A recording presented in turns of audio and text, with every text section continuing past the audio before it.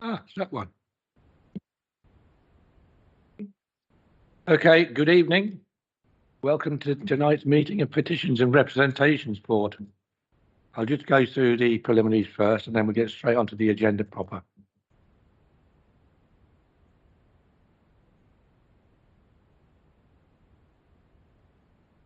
Members of the public are entitled to take photographs, film, audio record and report on all public meetings in accordance with the Openness of Local Government Bodies Regulation 2014.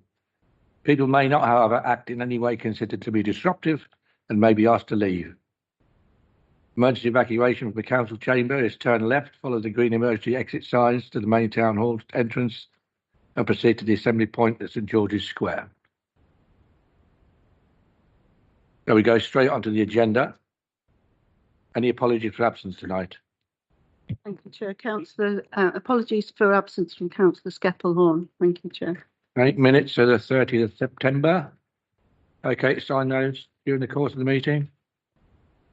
And then Section 106 Local Government Finance Act. Any disclosures? Any disclosures of interest tonight by members? Robert? Thank you, Chair. I'm going to declare interest in all items because as portfolio holder for highways and for strategic waste, I think they all come in my area, so I will look at as portfolio holder. So I want participant vote. Not a prejudicial interest, it's just an interest as portfolio holder. Yeah, as portfolio holder. Okay. Urgent business, I'm not aware of any. Agenda items? Sorry? I'd like to disclose that I'm present here for in relation to item number 7 today as a ward councillor. Here present in relation to item number 7 as a ward councillor. Okay. First item on the agenda has been deferred. Same as it is as in ward councillor. For item 7. Kingsway. Okay. No. Yeah. Petition number 6 has been deferred because quite a large amount of information came in yesterday and it needs to be sifted through and put on by the officers. So we'll go straight on to agenda item 7. That's the petition Kingsway Depot. I think it's you, Sean, are going to speak on this. And yes, it is. The representatives after you've spoken. Yes, it is, Chair. I'm working on the principle that everybody has read the report, which had responded to the original petition. We have a new waste contract as of 1st of October, that's Suez, and I've included as much information regarding about their environmental controls, their traffic controls, plus some wider information about the whole area, and the number of industries, the number of warehouses and other vehicle users, and just here to answer any questions I can and respond. We've made a recommendation that a local residents group set up, so we'd be keen to hear what petitioners and others think.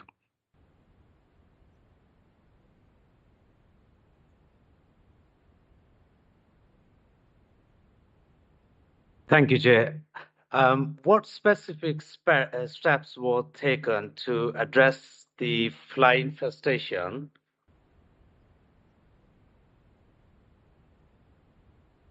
Is he okay? Yeah.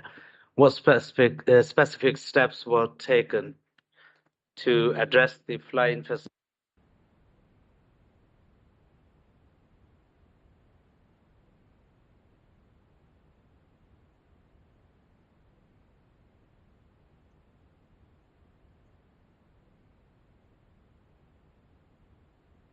Hello. Yep. So what specific steps were taken to address the fly infestation incident in June 2024, and what assurance can be provided to prevent similar issues in the future? In terms of the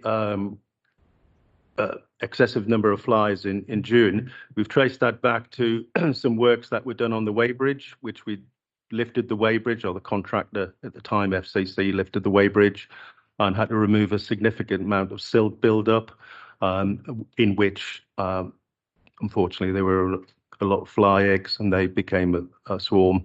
What they did is increase the number of deodorizing and fly works on the site, but other than that, we've had no reports of excessive amounts or even flies above the normal. Thank you. Just similar to another one, can you provide an update on any recent evaluation of relocating the Kingsway Depot, and are there alternative sites currently under consideration? In terms of the depot as a whole, it houses quite a number of council services, including highways, waste, as well as passenger transport, building technical control, and the workshops. So any corporate decision, and it wouldn't have to be a corporate decision to relocate, it would have to look at that in the long term in terms of finding a suitable site, funding that, and then essentially making that decision, getting planning, permitting, because it's just not only the waste transfer station, it's the main core of council frontline services operated from the depot. How can residents provide input on pest control measures or report issues in a way that ensures a swift response? Residents, if they've got a pest control query or a general environmental query, can do it via the council's environmental representations, either phone calls or directly by email. In terms of the site itself, this is in part why we've proposed setting up a depot users group to meet on a regular basis. So if there's any regular patterns or regular occurrences, either from the depot or from surrounding factories and utilities, warehouses and others, we can take them up and resolve them quickly. Can I just follow up on that one, Sean? You say that the residents can phone somebody up and go through the system. But is there anybody on site that could respond fairly quickly to a problem that you've got rather than waste? The fly problem could have been resolved fairly quickly. If there had been somebody nominated on site, they could phone up straight away and say, we've got a problem. The best method is to use the environmental and public health route, because they can respond. They've got statutory powers. You can phone in and we can put you through to the contractor, but again, they're going to come out and look at it very localized. It would be environmental health. It would have that wider picture. If it was more than one house or more than one occurrence, and then they would act, and we can. That's probably the best way to record, for one thing, but also get the response, because we can't get the contractor to come out, but they will, resource-wise, will come out to one house. They won't do the whole street, say. Yeah, I mean, I can sympathise with the residents, because they had a fire, didn't they, which was last year or the year before, which wasn't very nice with the smoke and goodness knows what else. And the last thing you want is plagues of insects and goodness knows what else. That should be resolved pretty quickly. I don't think it's an option to move the depot yet. It's certainly not without our remit to even suggest it. But it's something where we can live comfortably, or the residents can live in reasonable comfort, knowing that if there is a problem, then it'll be responded to fairly quickly. As part of the recommendation to have a Kingsway Depots user group, there would be the council's facilities team, possibly environmental health, but also the contractor, sewers, and maybe Volker would all attend to try and address any residents' concern. Because, as I say, there's quite a lot of users on the site. There's probably close to 700 staff work from the site. So it's also identifying where any environmental concerns come from, whether it's the drains, whether it's various operations on site, and then we can address any concerns promptly. Well, I mean, it is a waste transfer station with a large community around it, which is the problem. Please, Councillor Ahmed. Thank you, Chair. Beyond addressing the immediate issues, are there plans for longer term improvement to reduce the depot's environmental impact and improve the quality of life for local residents? In terms of the environmental impact, the wider environmental impact, having all our vehicles and resources in one area helps reduce that, and that it gives us a full facility to respond to any service requests or otherwise in the town. Reducing it, we're always looking to, where possible, to reduce our carbon impact and other aspects of the environment. In terms of addressing issues, as I say, probably the building up that pattern if there is a problem. So if I look at rodent control, we went to the pest control team, and there was a limited queries over the last 12 months. There was only one reported rodent, and that was some way from the site. So again, it's sort of addressing key problems and getting a solution in quickly, as you've pointed out.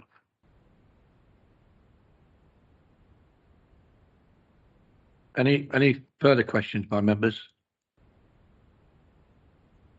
Councillor Martin. Thank you.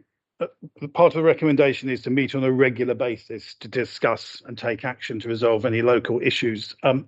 What would regular mean to Luton Borough Council, and what potentially could regular mean to the petitioners? In terms of other waste facilities, which we've looked at, a minimum of twice a year is the usual, so that you can get a summer and winter. You could up that to quarterly.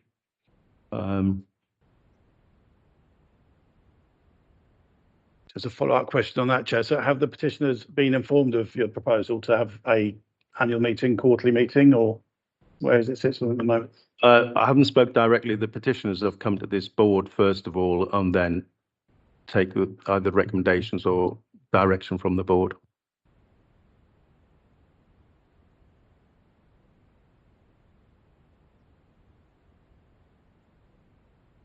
Any more members? Yeah, Councillor Steer.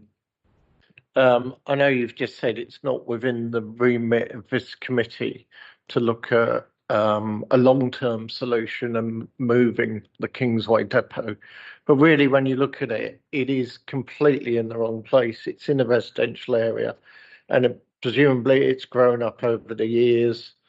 When the busway was developed, obviously that added another structure to the depot. So I sympathise with people who, and it's a waste transfer depot, who live in the area, and I really think the long-term solution is for the depot to move further out of the borough and in not such a densely populated area, and obviously the land on which it sits has got some value. So I wonder, can this committee not make some recommendations that the council can start to consider looking at long-term solutions for moving the depot? I presume we can suggest it, because I mean we do have the powers to make suggestions to executive. That we can put a note that says that in the interests of the residents of being a fairly built-up residential area, it'll be the interest of everyone to move in the long term to move the depot. I've just suggested it, Councillor. Yeah. Okay.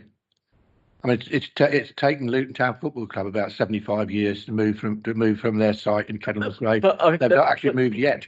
But Chair, seriously, I think that is a very similar point as well. Yeah. That the football clubs is in an inappropriate place at the moment, and it's sitting on some land that's probably quite valuable for housing and other things.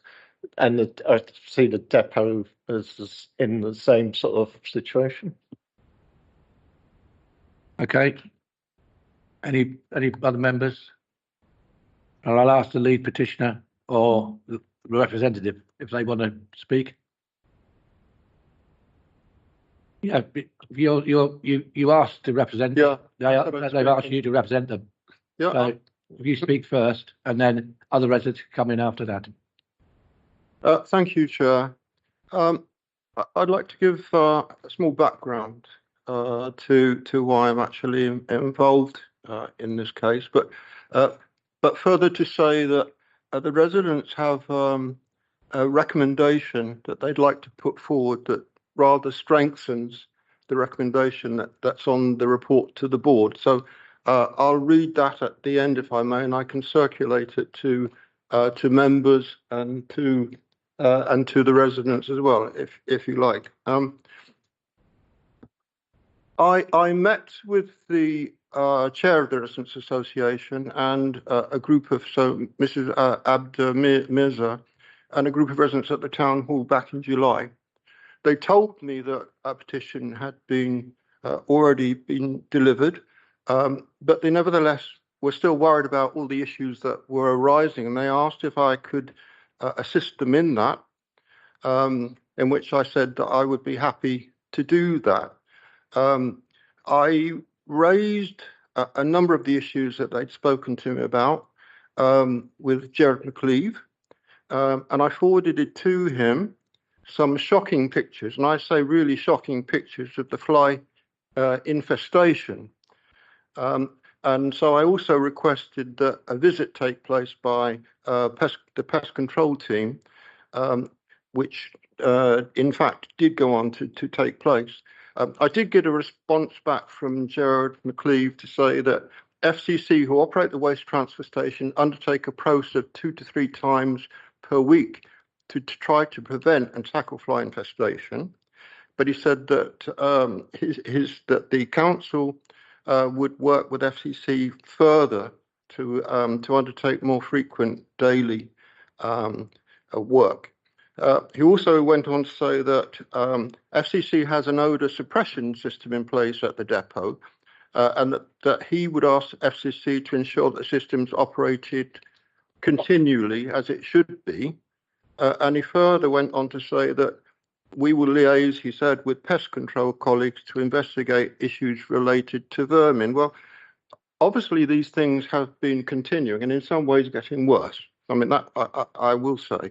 And I would say I come back to the fact I was shocked at the pictures that I saw from the members of the Residents Association. And I understand that they've got some pictures with you, which they are quite happy to share, so that residents can really see the extent of the problem that they're living with at the moment. So I don't know when you'd like that to take I have a place. problem with circulating the pictures because somebody circulates them when you carry on talking. Okay. Right, let me carry on. They were sent to the office, and I've already seen them.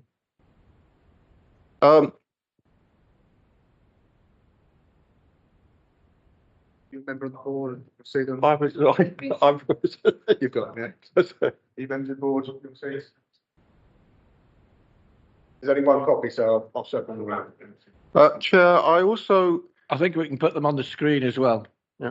Okay. Chair, I'm just informed we've got that facility. It was also suggested by the residents that there should be this visit by the pest control team. So I sent to Tony Stefano, so the officer Tony Stefano, a list of 7 residents that were put forward to me by the association who are ready to receive a visit by the pest control team, especially to look into the fly infestation. This went to David Porter, the pest control manager, and on the 1st of August, David Porter and his team visited Kingsway to speak to the residents. Unfortunately, out of the 7, 4 were unavailable, probably because it was during work time. So, in fact, he and his team only ended up by meeting 3 residents, and his view from that was that they didn't identify a significant amount of flies in the houses that they visited. I was a bit shocked that he didn't go back. I was further more shocked, might I say, by the fact he said that it was probably coming from the trees. That because of the sap in the trees, this has led to the fly infestation. Well, we have many roads in Luton, including in my ward, where there are trees, and it hasn't led to any kind of infestation. So I don't think the residents took very kindly to those comments. The other thing is that I don't understand why any further visits or further attempts were made to try and visit those other residents who had signalled that they were ready, really to meet the pest control team. So really, a further visit should have taken place. And I also understand that there was a sign of doubts coming from the pest control team that there's any problem with rat infestation. But I do understand again that the residents have a video or had a video of rats actually in the area. So, you know, we can't dismiss these things. We've been too quick to dismiss something which is really having a big impact on the residents in Kingsway and nearby on their daily lives. So the residents have read the motion, the recommendation that's before you, and there was a feeling that perhaps it wasn't strong enough. So may I read out, Chair, with your permission, the recommendation they have, and I can share copies of that to the board if you so wish. So the recommendation is that the petition and report be noted, and that a local resident Kingsway Depot users group consisting of Kingsway residents and council and sewers staff be set up ASAP, and a first visit should take place to the depot because it was actually that was offered. Further site visits should take place in both the spring and the summer to see, because quite often it will be not so much in the winter time that we see flies anyway, but it certainly would start to be in the springtime and definitely in the warm time period in the summertime. A schedule of future meetings to be agreed at this first meeting. The 4 identified key issues, as well as other matters, should be jointly discussed to see if further actions should be implemented to augment those currently in place to help improve the situation and environment for local residents. Further, a monitoring report on the 4 key areas should be discussed at each scheduled meeting to see how effectively the controls are working, and if necessary, changes or additional measures should be agreed and implemented. And finally, whilst residents understand that major redevelopment or relocation of the site is currently not feasible due to logistical and land costs, as well as financial constraints, these options should remain on the agenda and be discussed as part of future reviews. And that is what the residents would like the board to consider as you like an amended recommendation, Chair. Yeah, it's up to members. Are you happy with that amended recommendation? Because it's actually more or less what we would want, and it's what the residents want. And it's not very different to what you've got in the recommendations that here. It's tightens it up, Chair. We add that. Okay. Where's this going? So if you leave, excuse me.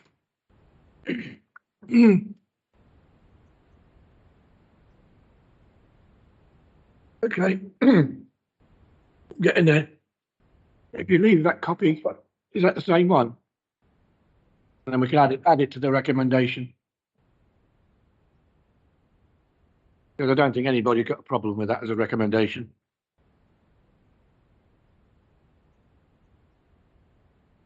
And any of the residents want to say anything at all, briefly?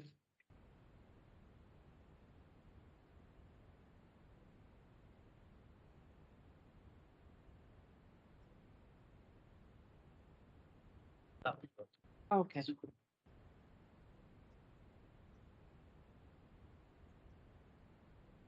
Do I press it while I'm okay?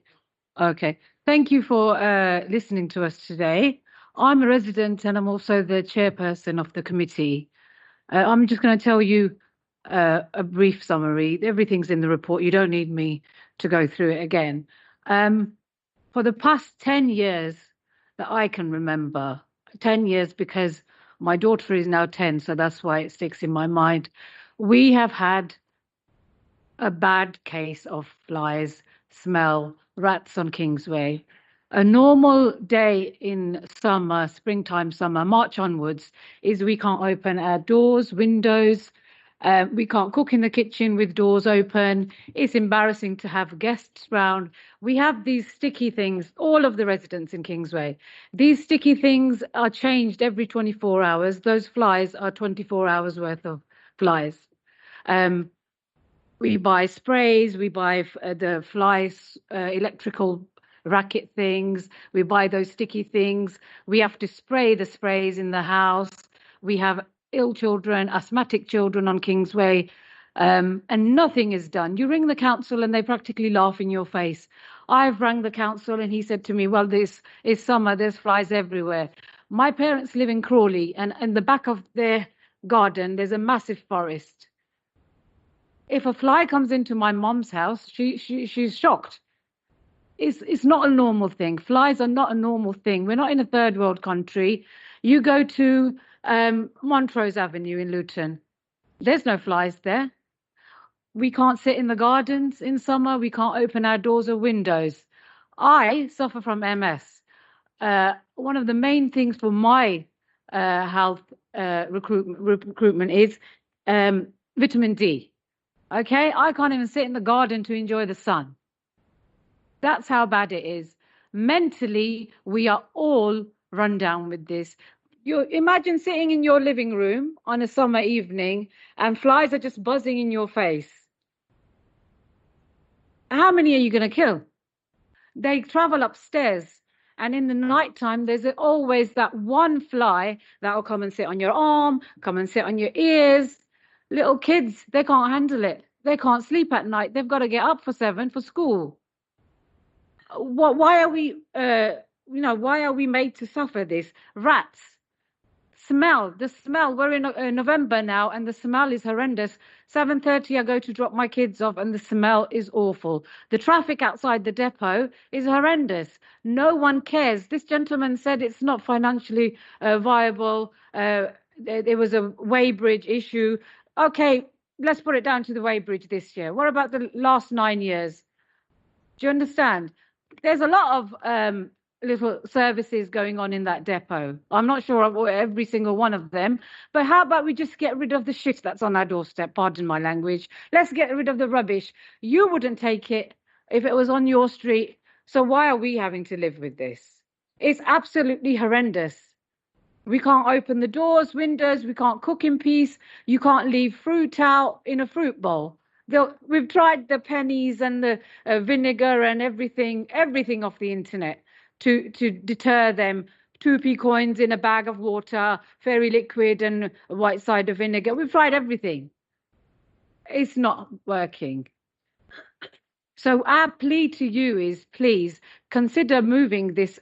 We understand logistically and financially, it's a massive project to move this, and it's not going to happen overnight. But name me one other residential area where there is a waste depot. Yeah, I think no, but we all sympathise with you. We need something. I Pleading remember with the you time. to do something. Yeah, okay, let me speak, please. Yeah. But I think we've come to the conclusion now, and that everybody realises, and members of this committee realise and sympathise with you. We've all been aware of the depot being down there for a number of years. It was my portfolio at one time in the distant past, and I used to go down there for my inspections. And to be honest, I was glad to get out of there. Yeah. But we appreciate, and we'll do what we can.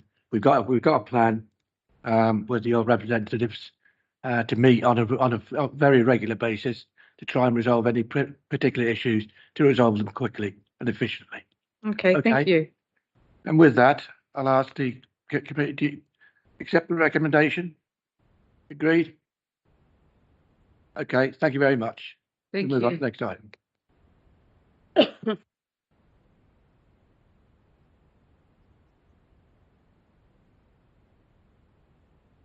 Petition in relation to obstructed parking on St Barnard's Close, Luton, page 60.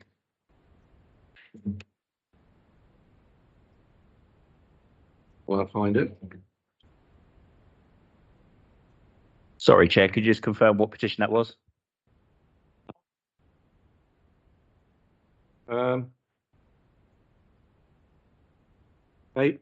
Agenda item 8, page 60. St Barnard's Close.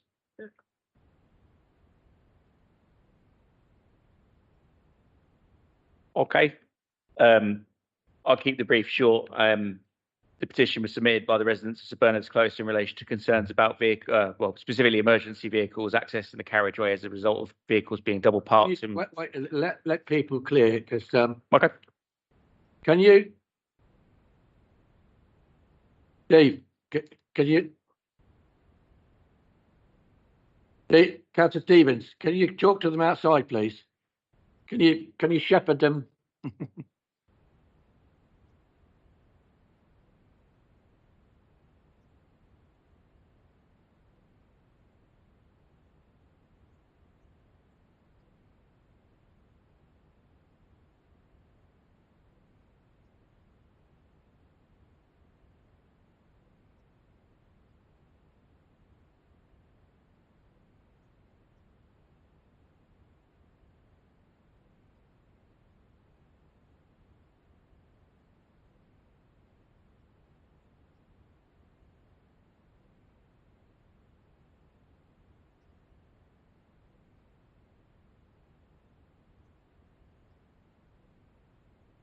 Again, right, Mark.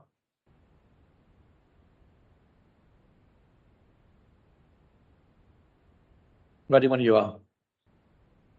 Apologies, Chair.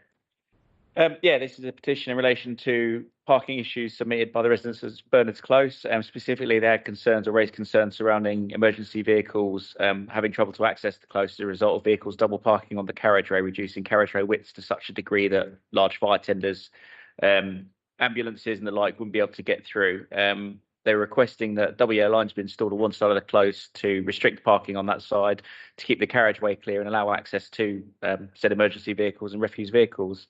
An officer from the road safety team attended the site, acknowledged there was an issue there. The carriageway widths were indeed restricted to a degree that wouldn't allow larger vehicles to come through in an emergency situation. So has agreed that double yellow lines are probably the correct way to proceed with that, and has proposed that double yellow lines are installed on St Bernard's Close. I believe they're being put through as part of the next miscellaneous order that's due out next month. The end of this month, so shortly. To combat that. So hopefully the residents are happy with that as a recommendation, and that's what we are doing. I was saying that we agree to a recommendation to be done in the next financial year. Yeah, we've actually moved it forward and it'll be happening as part of the next miscellaneous order. I didn't know whether we'd get it in time for this miscellaneous order or whether they go for the next one for March, but I've managed to squeeze onto this one. So it will be. Okay. Questions by members? Councillor Ahmed. Thank you, Chair. How was the recommendation to install double yellow lines on the eastern side determined? Were alternative options considered, such as restrictions on specific times of the day? So single yellow lines were considered. Obviously, the issue with single yellow lines is, as you've said, they're only restricted at certain times of the day. Emergencies could, by their nature, could happen any hour of the day, any day of the week. So the decision was made to put double yellow lines down to ensure that access would be permitted 24/7, 365 days a year. With regards to which side of the road was chosen, I think I looked at it. I think there was a access point on one side of the road that I tried to sort of include into that, whereas there wasn't an access point on the other side of the road. But other than that, they're both of them neither had sort of properties fronting out, so none of them had drop crossovers. So it was, just what I deemed to be the best decision. If they're unhappy with that, we're at the stage now I might be able to change it to the other side of the road if that's something that wants to be considered. Not got a problem with that. So following question, while CCTV has been deemed too costly, are there other enforcement mechanisms that could be explored, such as periodic traffic warden patrols? Okay, CCTV can't be used to enforce yellow line restrictions, so therefore it would serve little purpose to enforcement. In reality, we could put CCTV up there, but all it'd be doing is monitoring the close. It's not going to be able to do any enforcement of the yellow line restrictions there. That power was taken away some time ago in previous government. So we can only enforce, the only things we can enforce with cameras are moving traffic offences, so contraventions of no entries, right turn bans, that sort of thing. And we can do red routes. Red routes can only be installed in places where they're sort of transport hubs and the carriageway needs to be kept clear and free for strategic reasons, as well as to ensure expedite expedited access across the town. Putting them on a close just simply isn't a suitable use for them, which is why they can't be considered. Double yellow lines are installed primarily for road safety, and that's why we've offered them as an option. Yep, it seems a sensible option. The yellow lines to start with, anyway. Anybody represent anybody here from St Barnard's Close? If one of you can say a few words if you want to. Are you happy with this solution to the problem? I couldn't fully take in what has actually been decided. Are you suggesting that yes, we will put double yellow lines? I'll read it. I'll read the recommendation out for you. Thank you. It's install a section of double yellow lines on the eastern side of the carriageway of St Bernard's Close, restricting parking and improving access for vehicles and improving visibility displays for pedestrians and vehicles. Yes, and to go around the corner on the basis that it's a T junction as you go into the close. Some houses this side, some that side. I think just to go around the corner because it's a blind. It's a bit blind going round there anyway. Yeah, so I must admit, it's not a road there's a brick garage on the corner, and I would just suggest that it goes all the way round to the end of that garage, so that gives a clear visibility for those coming round. Clear. I'm not sure if you've seen pictures of the path. There is a new cable box. You know, one of these big boxes that's by the side of one of the houses, and now it's absolutely impossible for a pedestrian, and we have disabled people living in the close. They just can't get access. Everybody has to walk on the road. We've got children there; they all have to walk on the road. So yes, that's it. But since you said yes, you're going to go forward with that recommendation. Obviously, that would alleviate that problem.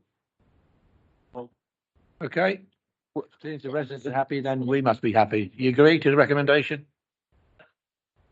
Just the question. There's no point in having these double yellow lines unless they're going to be monitored. They will be on the programme. We do have mobile wardens going around. Yeah, we had double yellow lines put on the corner going into St Augustine some years ago. Never seen a warden. Yeah. In all that time. They tend to be mobile, come around in the van, but it'll be on their list. Yeah, I mean, once people start getting prosecuted, they will stop parking there, of course. But yes. If I may, Chair, just in response to that, residents can contact the enforcement team if they spot vehicles that are contravening the restrictions in place. What I'll do, I'm not sure if I've got email details for you or not, but I can supply details. You can either contact them via email or by the phone to report vehicles that are on those restrictions. They can then target them when they get the calls in. So they will, as councillors suggested, drive around periodically. They do conduct mobile patrols, but it's very much pick and luck as when they arrive on site, whether someone's parked in contravention of the restrictions, to help them target and run a more intelligence-led operation. You can report them to them, and that can help them, respond better to these incidents. So I'll provide those details somehow, Chair. We've got details, I assume. Yeah, I'll speak to Marie. We'll provide the details. She'll come back to you with how you can contact our enforcement team to make these reports. All right? Yep, that's fine. Thank you. They say they will be installed around, hopefully starting around March time, which is our new financial year. They're all costing. Okay. Members, you agree to recommendation? The lady resident wanted to say something. This is since 2018. We had 28 in the petition vote, and I give it to you, and nothing been done since 2018. For the petition for St Bernard's closed, I passed it on, right? We had a petition already on 2018. Okay, that's all. Thank you.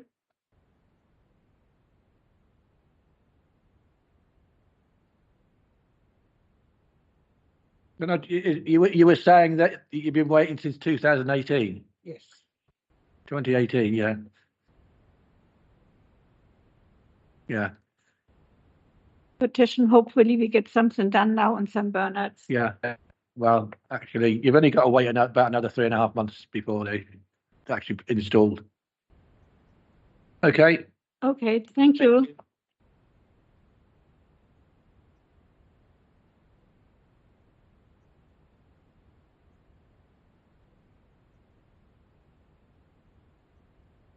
Okay. The council has received a petition from the residents of Gooseberry Hill in relation to concerns surrounding speeding.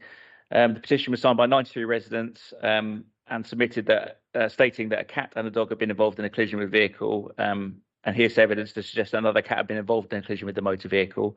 The residents requested that traffic calming measures be introduced to reduce collisions with animals and motor vehicles and reduce the number of near-miss events on the road. As in response to this, the council did conduct a speed survey on Gooseberry Hill. The speed survey was erected on a lighting column and was put in place for a period of 7 days, where it recorded road speeds on the Gooseberry Hill for a period of 24 hours a day during that 7-day period. The road speeds were found to be, or the 85th percentile speed rather, was found to be 24.4 miles per hour. For those not understanding what the 85th percentile speed means, that's the speed at which 85% of the traffic is travelling at or below. So it's acknowledged that the speed limit is 20 miles per hour. The vehicles are predominantly travelling in excess of that, albeit marginally, although this is within threshold potentially that police might consider taking enforcement if they were to be caught on the side of the road by a speed camera or a traffic officer. In relation to the collisions that have been reported, I did speak to the police. Section 170 of the Road Traffic Act does require anybody in collision with various animals, which include a dog but not a cat, unfortunately, should be reported. The police look back through their records to see if any reports of collisions involving dogs have been reported. They hadn't, unfortunately, and as cats aren't a reportable offence, they wouldn't log it even if they had it reported. Obviously, in relation to near-miss events, we can't capture these as by their very nature, they are near misses rather than actual collisions. I did undertake a collision study on Gooseberry Hill to ascertain if there was a collision record.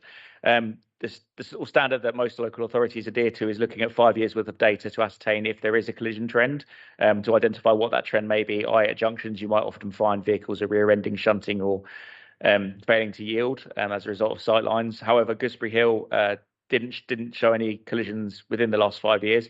I expanded the search out of curiosity to 25 years, found that there was only one collision recorded during that time that was graded as slight. A slight collision is a collision which basically has had a slight casualty, and a slight casualty is something that's been treated roadside and hasn't had any involvement with either the hospital or doctors. So for a 25-year record, that's quite good going for some of the roads in Luton.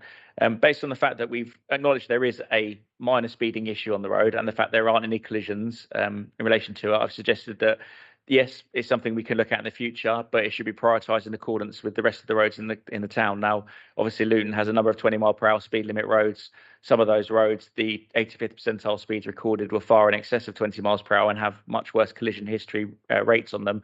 And obviously, we need to prioritise those at first. So my recommendation is that we continue to monitor Gooseberry Hill. If there appears to be a change in that 85th percentile speed, it becomes a much more concerning higher figure, or there is an uptick in collisions, then of course we can look at reprioritising that and putting traffic calming measures in at an earlier stage. But at this stage, is to continue to monitor and keep it on the radar, but not put anything in or put proposals at this stage. Okay, thanks, Mark. Members, questions? And you represented Gooseberry Hill? Yeah, okay. Do you want to say anything? So just a question quickly. What was the top speed that you recorded? Because on April the 14th, we had the police conduct their own speed check. They found 7 out of 26 cars were speeding, with 2 in such severity that they actually pulled them over. Secondly, both of the speed checks, both the police one and the council one, were carried out before the introduction of speed bumps in Laburnham Road, which a lot of people now use Grasmere as a cut through. Gooseberry. Unfortunately, I haven't got the speed data with me, so I can't give you what the top speed was. I'm happy to go away and come back to you tomorrow with that data. Top speeds are considered, but the reality is they're also normally committed by the minority of offenders. Now, whereas the goal of the council is to reinforce the speed limits to a degree that no one is able to proceed and go past that speed limit. The reality is we can put all the amount of traffic calm in the world. There are unfortunately individuals out there that the mindset is it's acceptable to drive down these roads, and it wouldn't shock or surprise anyone. I'm sure I've seen speeds on the network in 30 and 20 mile minutes of top speeds of 60 mile an hour. So I'm not going to sit here and lie to you today and say that these aren't happening. What the council's job to do is to reinforce the speed limit. So what we do is we put signage up in cases where there is evidence to suggest that the majority of drivers are not driving in accordance with the speed limit. We'll then put measures in to reinforce the speed limit. Enforcement of the speed limit itself, however, is the realm of the police, and obviously that's where we need to make the clear distinction. Yes, we can put these measures in to try and help it, but ultimately, if vehicles are driving at those excessive speeds, 60, 70 miles an hour, then it is really the remit of the police to deal with. And we work with them. We appreciate when they're doing these studies. Yes, the speed survey data that they conduct within an hour does sometimes, or quite often, funnily enough, I was speaking with some colleagues prior to coming this evening, demonstrate that there appears to be an uptick of speeding vehicles. I don't know whether they're lucky or unlucky, depending on how you look at it, when they could target their operations. But ultimately, our speed devices are put on the site. They do collect a period for a much longer time, and I think give a more proportioned display of what's actually happening in the area. So yes, it's acknowledged that a minority will drive in excess of the speed limit and drive inappropriately to conditions, but the majority of the data received most of the time in Luton suggests that drivers do drive in compliance with the speed limit. When we put our speed devices out, and where it's not, we do prioritise schemes accordingly to try and address that issue. Okay. So just a very quick follow-up. Regarding the upper speed limit, I believe Grasmere had a review done in 2008. I know it's quite old, but they had 3 or 4 cars at 60 miles per hour and several at 70 miles per hour, as you sort of alluded to. Now, of course, the top speed limit is the speed limit, which is going to be the dangerous one. On a road like Gooseberry Hill, it's a long straight road. People drag race down there all the time. So I appreciate the average speed might not be particularly high, but I think these speed bumps the residents are looking for to slow down the boy racers, as it were. Yeah, again, I don't dispute that, but the reality is we've got to try and target the roads as best we can. And what tends to be the case is those roads where we've got a higher volume of 85th percentile speeds that are far in excess of the speed limit, those general road speeds will be higher as well. So whereas you might have 2 or 3 people driving inappropriately at 60 miles per hour on Gooseberry Hill, on other roads where we've got 85th percentile data where there is potentially 28 miles an hour in a 20 zone, there might be, double that, even triple that amount of vehicles driving at that same speed. So it's how we prioritise our scheme. So again, not saying that it's not something I'd love to do. With an unlimited budget, I'd love to, try and, get all of Luton within compliance, put all the measures in, but we've got to be realistic and cut our costs accordingly. We only get a limited budget each year to address these issues. So we must ensure that we target the areas with the highest concern rate first. And that tends to be those with the higher rates of 85th percentile speed. Now, what we also need to bear in mind is, yes, there is that one vehicle that could do a lot of damage if it struck somebody at 60, but if there are only, for argument's sake, 5 vehicles driving at 24 miles an hour in a 20 zone, but there are 10 vehicles driving at 30 mile an hour 20 zone, someone that's struck at 30 is much more likely to be injured or seriously injured or even killed at 30 than they are at 24 miles an hour. And that's sort of the basic statistics and breadline figures I've got to look at when I'm making my decisions. It's not an easy job, but it's what we have to do with our cloth, unfortunately. You're never going to be happy, I know that. But I mean, No. Last. The recommendation not even is a we follow-up. continue to monitor this situation. Just a question. Would you be able to send me the speed report? Yeah, absolutely. The speed report is open for. I'm happy to share it with anybody that requests it. Okay. Members happy with the recommendation to continue to monitor Gooseberry Hill? Agreed?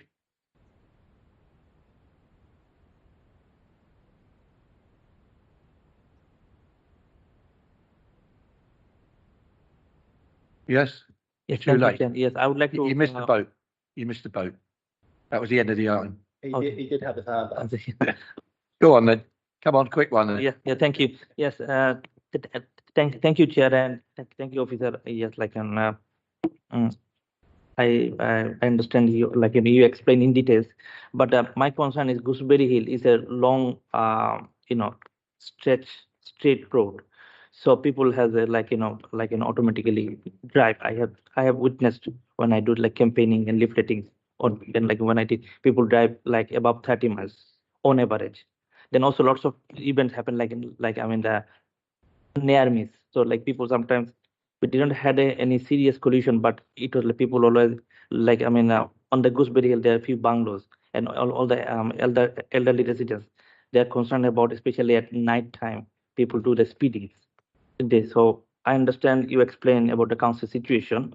Is there any chance you can put like electronics speedometer to make it our speed, like reduce the speed, some sort of things, and or yes, or speed cushions, any sort of things like that can discourage people to to drive. Can I make a suggestion? If you want to have ward council want to have a meeting with Mark, I'm sure you can arrange that sometime, and then we could actually get on with the agenda.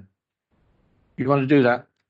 If you want to talk about traffic issues in Icknield, just make the point. Mark will facilitate you, and you can talk all day long if you want. Thank you. But we'll get on to the next item anyway, which is Leamington Road. That's not in Icknield, is it? It is. I thought it might be. It's near Sainsbury's, isn't it? Yes. Yeah, I remember. Okay, Mark. Okay, this petition is to outline the next steps. I'll start again. Sorry, to discuss and outline the next steps is to respond to the petition submitted by residents requesting double lines to be installed for a length of 10 metres at and opposite the junctions of Whitehill Close to Leamington Road, Lighthorn Rise and Leamington Road in Luton.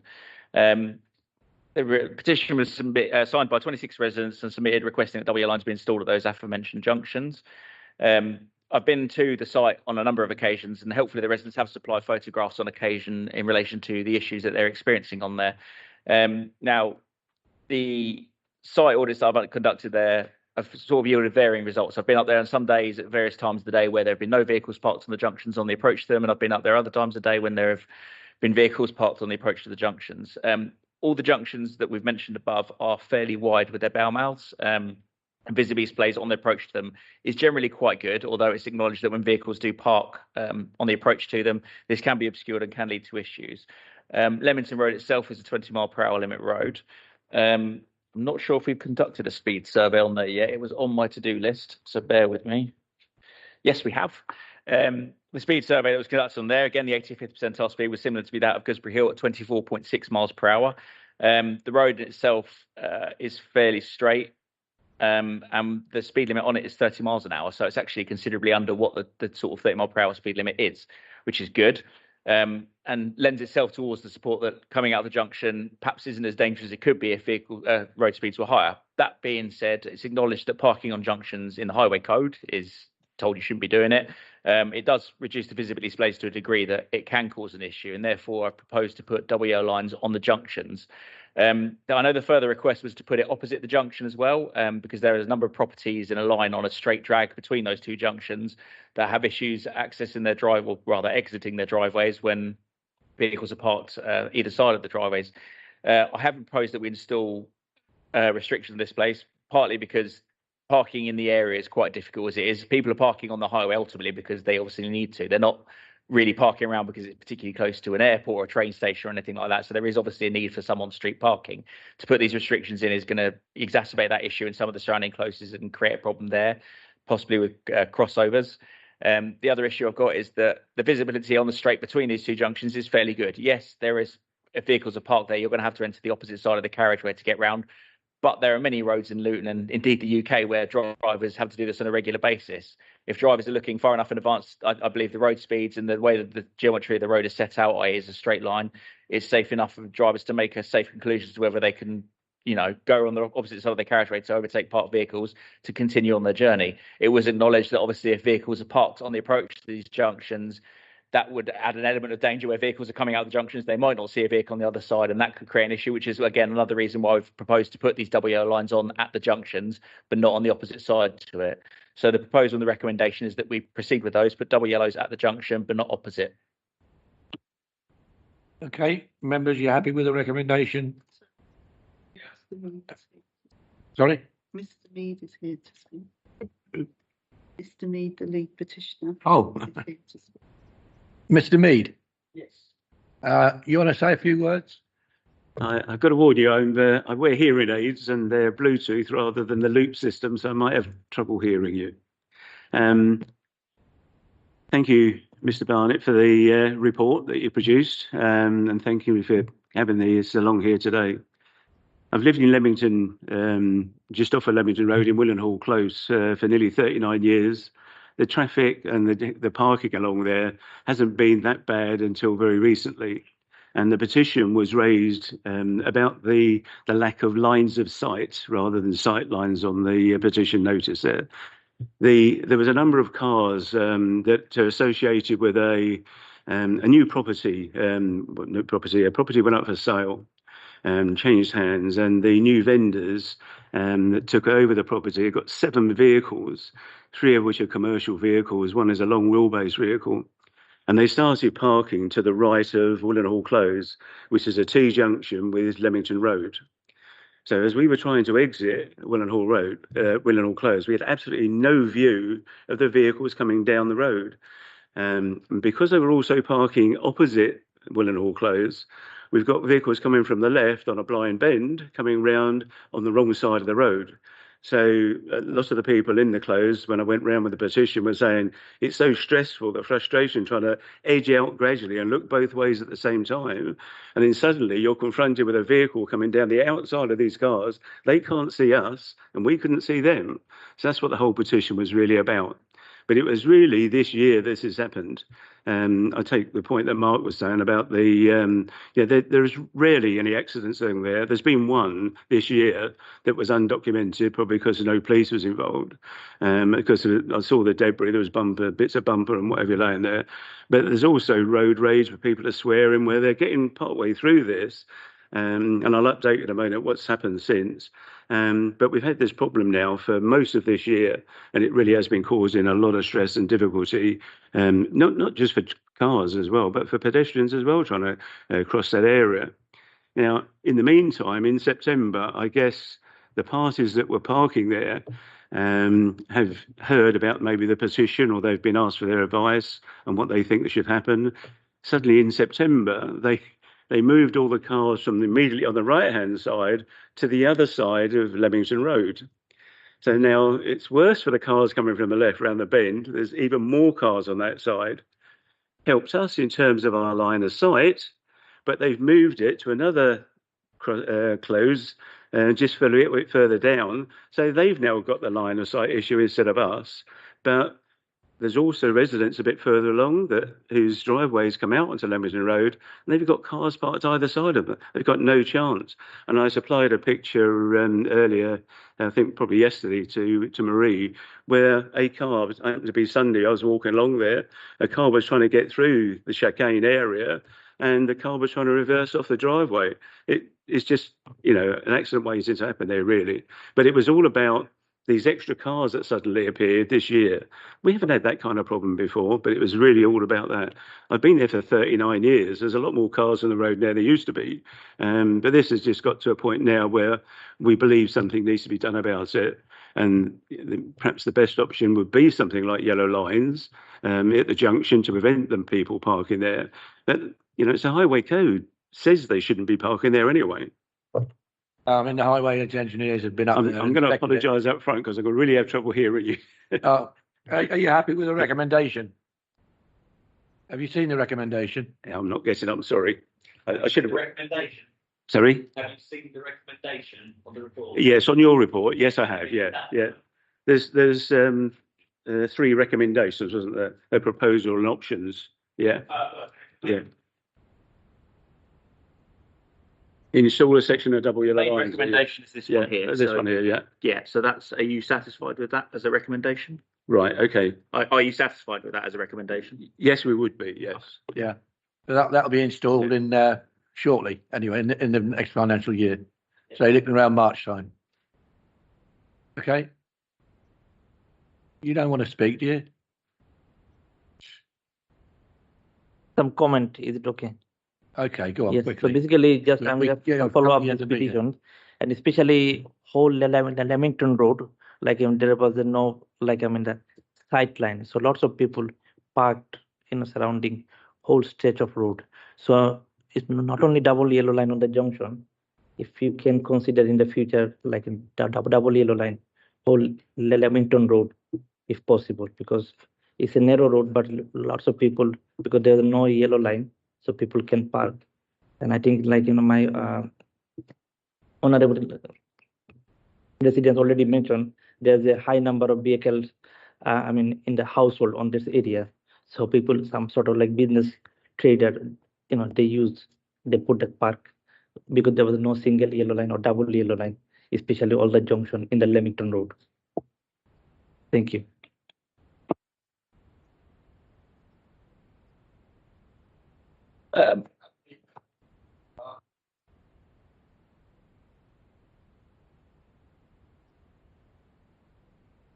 Okay, that'll be the extent of the business. Thank you very much. Good night.